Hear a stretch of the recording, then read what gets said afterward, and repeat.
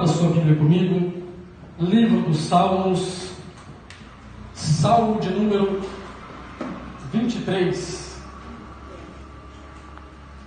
Aleluia. Livro dos Salmos. Salmos está depois do livro de Jó. Nós vamos falar a respeito do Salmo 23. Aleluia. Todos quantos acharam, digam amém, por gentileza. Amém. Aleluia. A minha tradução está um pouco diferente e eu gostaria que os irmãos, assim que acabássemos de fazer a leitura, não fechassem sua Bíblia, ficassem com ela aberta. Amém? Amém. Diz assim: o Senhor é meu pastor, nada me falta. Ele me faz deitar em verdes pastos e Ele me conduz ao lado das águas serenas. Na sua tradução vai estar tranquilas. Ele restaura a minha alma. Pode ser em algumas traduções diz refrigera a minha alma.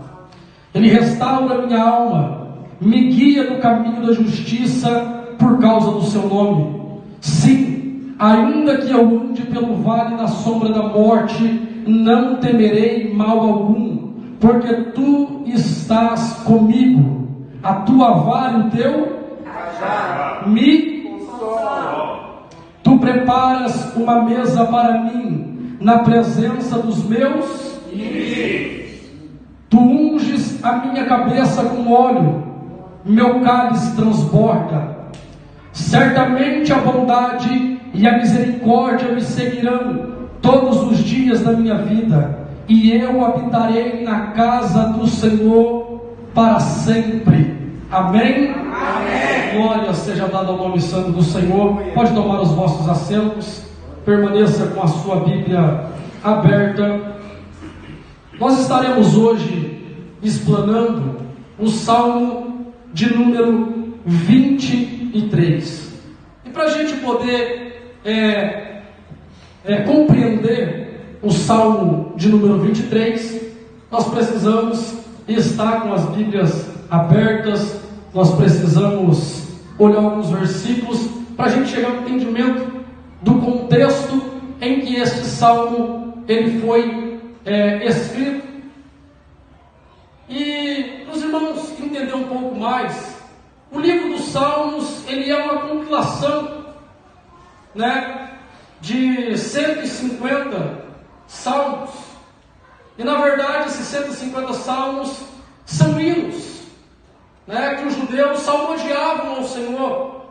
E se não houvesse essa compilação, esse ajuntamento de salmos, de versos e tantos números que tem, na verdade 150 números, é a totalidade dos salmos, o salmo seria dividido em 5 partes. Irmãos, e tem um porquê eu decidi parar um pouco a visão do profeta Zacarias para falar a respeito do Salmo 23. E eu quero prosseguir assim com os irmãos. Tem um porquê, os irmãos vão entender, a gente que está em fase de crescimento, é necessário a gente entender algumas coisas em relação à Bíblia, principalmente o Salmo 23. O Salmo 23, Mateus, ele é mais conhecido, na verdade ele é o mais conhecido dentre os salmos. E se eu pudesse pedir para algum dos irmãos citar, é bem provável que alguns dos irmãos citariam ele sem ler a Bíblia. Ele é mais conhecido do que a própria Bíblia, irmã Domingas.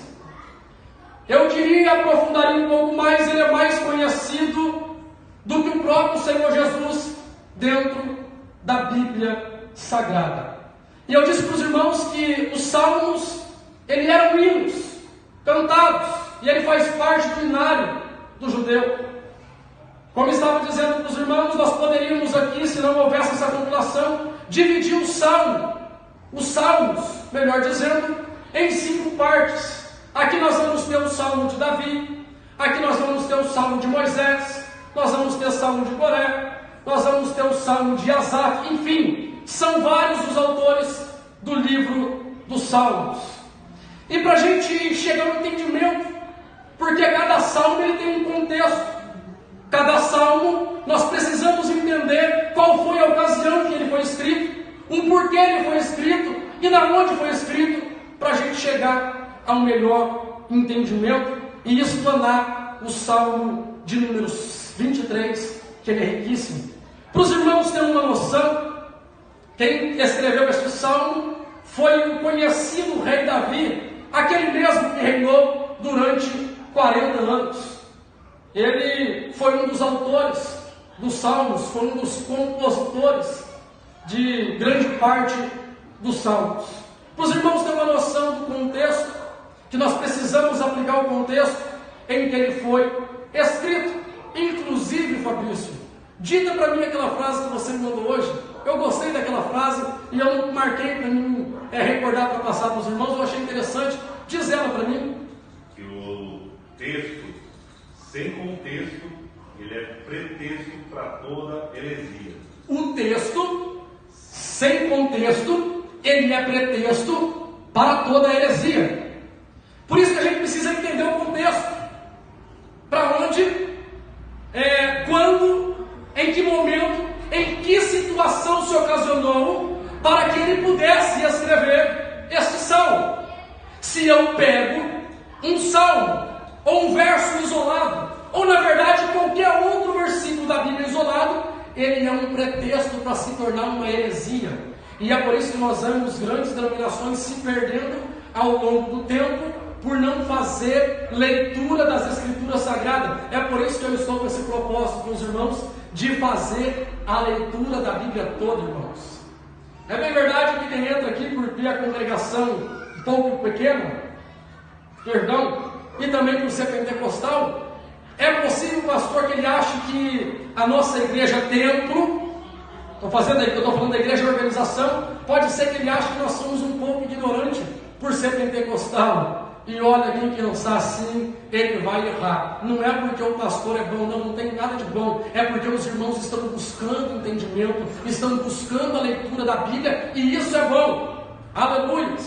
Então, quando a gente for falar de um texto, nós vamos pegar o contexto. Inclusive, isso é uma das matérias dentro da teologia, para você montar um sermão. Você vai ler o versículo, você vai ver o contexto em que ele foi escrito, o que ocasionou para que eles chegassem ao entendimento daquilo que foi lido. E nós precisamos chegar a esse entendimento.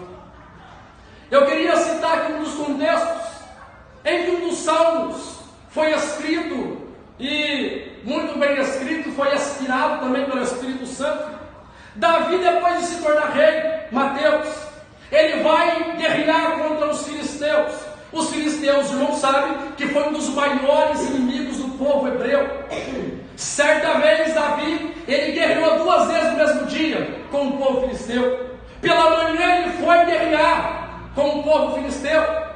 E como Deus era com Davi, Davi venceu os inimigos filisteus. Não é que à tarde eles se levantaram contra o povo de Deus de novo, e Davi foi obrigado a ir para a batalha de novo. E o que aconteceu na segunda batalha? Davi venceu a batalha. E aí, pastor Daniel, eu queria pedir um auxílio seu, que ele escreveu o Salmo de número 124. O senhor pode ler para mim, por gentileza? Pastor Daniel vai estar lendo Salmo 124, do verso 1 em diante. Os irmãos abrem a Bíblia aí, acompanhem na sua Bíblia, Salmo de número 124, aleluias. Louvado e exaltado é o nome santo do Senhor. Se não for o Senhor que esteve ao nosso lado, ora diga a Israel, se não for o Senhor que esteve ao nosso lado, quando os homens se levantaram contra nós, eles então nos teriam engolido vivos. Olha só.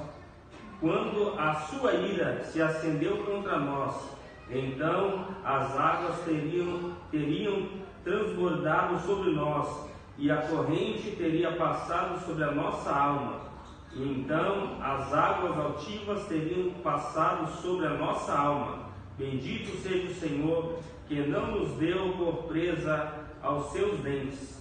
Salmo 124, Davi escreve no seguinte contexto: ele está em batalha e Deus deu vitória. Teve uma outra ocasião também, Salmo de número 3, em que Davi aqui está fugindo agora, ele não está fugindo diante da presença de um inimigo comum, de um outro inimigo qualquer. Ele está fugindo do seu próprio filho chamado Absalão. Absalão que é o reino. E ele vai escrever o Salmo de número 3. E eu vou ditar para vocês aqui. Olha o que ele diz: Senhor, como aumentaram aqueles que me perturbam. Muitos são aqueles que se levantam contra mim. Há muitos que dizem da minha alma: não há salvação para ele em Deus. Mas tu, Senhor, és um escudo para mim, a minha glória e o exaltador da minha cabeça. Clamei ao Senhor com a minha voz, e ele me ouviu, e no seu santo monte. Eu me deitei e dormi, acordei, porque o Senhor me sustentou. Não terei medo de 10 milhares de pessoas, se puserem contra mim ao meu redor. Esse foi o contexto que ele escreve o Salmo de número 3. Olha só, ele estava fugindo da presença do seu próprio filho. E ele está dizendo: aumentaram-se os meus inimigos, mas o Senhor mais uma vez deu vitória.